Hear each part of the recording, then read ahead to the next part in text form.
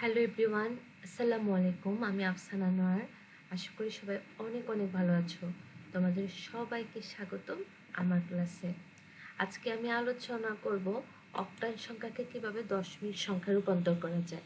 গত ক্লাসে আমি দেখিয়েছি পূর্ণ সংখ্যার ক্ষেত্রে, আজকে আমি দেখাবো রেডিক্স পয়েন্ট মানে দশমিকের ক্ষেত্রে কিভাবে হয়। আচ্ছা, ফার্স্টে আগের মতো নিয়মে ফার্স্টে আমাদের সংখ্যা কি 5। আচ্ছা, আমি 5 লিখে ফেলি। 5 কতর সাথে গুণ দিব? অক্টালের বেস কত? 8, তাহলে 8 দিয়ে গুণ দিব। 8 দিয়ে গুণ দিলাম, প্লাস তারপরে কত? তারপরে এখানে সংখ্যা আছে 7, তাহলে 7 গুণ বেস বা ভিত্তি এখানে কত? 8, 8 দিয়ে প্লাস পরের সংখ্যা কত? এই যে এখানে আছে 5, 5 গুণ 8 প্লাস দশমিক কি আছে এটা দেখা দরকার নাই, পরের সংখ্যাটা দেখো 6 গুণ 8 প্লাস এরপরের সংখ্যা কত দেওয়া আছে? 5, তাহলে হচ্ছে 5 গুণ 8। আচ্ছা, এখন দশমিকের পরের সংখ্যাগুলা, দশমিকের আগের সংখ্যাগুলো সব 0 1 2 3 পজিশনগুলো আর কি, আর পরের পজিশনগুলো হচ্ছে -1 -2 -3 স্থানীয় মানটা। তাহলে দশমিকের আগের সংখ্যা আছে কত? এটা আছে 5, তাহলে 5, এই যে 5 এর বেস বা ভিত্তি কত? 8, 8 উপরে 0 বসাবা, এই পাশে সব 1 2 আরও থাকলে 3 4 5, আর ডান পাশে হচ্ছে সব -1 -2 আরও থাকলে আরও হতো -3। ওকে ফাইন, এখন আমরা হচ্ছে এটা ক্যালকুলেশন করে ফেলি। 5 গুণ 8 গুণ 8, 8 64 প্লাস 7 গুণ 8 পাওয়ার 1 ইকুয়াল টু হচ্ছে 8 প্লাস 5 গুণ 8 পাওয়ার 0, কোনো সংখ্যার উপর 0 মানে হচ্ছে 1 প্লাস 6 গুণ এটা মানে হচ্ছে 1/8 প্লাস 5 গুণ 1/8 স্কোয়ার, 8 স্কোয়ার মানে হচ্ছে 64। ওকে, এখন পরের লাইনে আমি হচ্ছে করে ফেলি এই জিনিসটা। 64-র সাথে যদি তোমার 5 গুণ হয় তাহলে হবে 320 প্লাস 7 56 প্লাস 5 একে 5 প্লাস 6 ভাগ তুমি 8 দাও ক্যালকুলেটরে, দেখো কত আসে। 6 ভাগ 8 আসবে এরকম একটা মান 0.75 প্লাস 5 গুণ 1/8 স্কোয়ার, 1/8 স্কোয়ার মানে কত? 8 স্কোয়ার মানে হচ্ছে 64, তাহলে 1/8 স্কোয়ার, 1/8 স্কোয়ার মানে হচ্ছে 64, আর এটার সাথে 5 গুণ মানে 5 এটার সাথে 5 গুণ হলে কত হয়?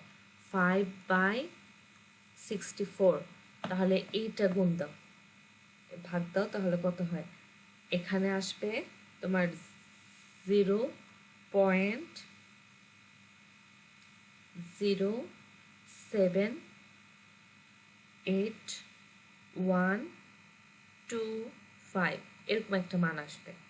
ওকে, এবার যদি আমি সবগুলো একসাথে হচ্ছে গিয়ে যোগ করে ফেলি তাহলে আমার মান আসতেছে, এটা ক্যালকুলেটরে করে ফেলবা সবগুলো যোগ, তাহলে মান আসবে তোমার 300.8282125 এরকম একটা মান আসবে।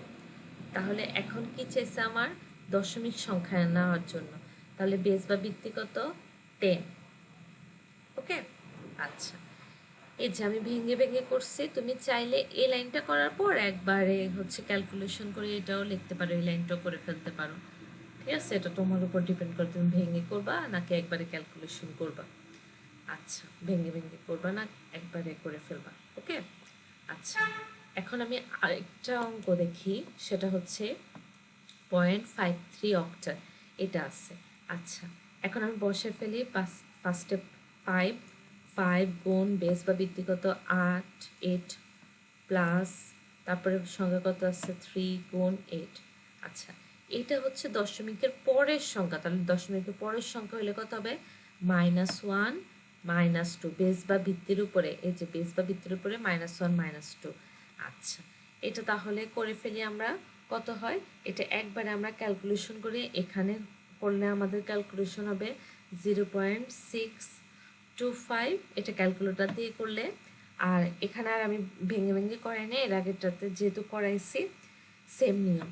আচ্ছা, আর এখানে হবে তোমার 0.0467875, এটা ক্যালকুলেটর দিয়ে করে ফেলবা। এই যে এটা ভেঙে করলে, এটা ভেঙে করলে কেমন হবে, এই যে এখানে আমি ধর রাফ করাই 3 গুণ 1/8 স্কোয়ার, 1/8 স্কোয়ার তার মানে হচ্ছে 3 গুণ 1/64, এটা ক্যালকুলেটর করে ফেলবা। ওকে, তাহলে অ্যান্সার চলে আসবে।